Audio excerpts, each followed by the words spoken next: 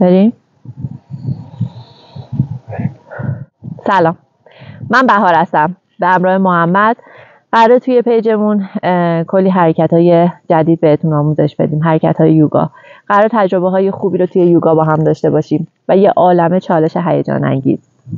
اولین ویدیومون رو توی طبیعت براتون گذاشتیم، چون ما از اول فصل بهار قراره 30 روز یوگا رو با هم تجربه کنیم. 30 روز یوگای کوتاه بین 6 تا 8 دقیقه و بعد میریم روی چالش‌ها و یوگاهای طولانی‌تر، تمرین‌های طولانی‌تر و آساناهای متوسط و پیشرفته یوگا.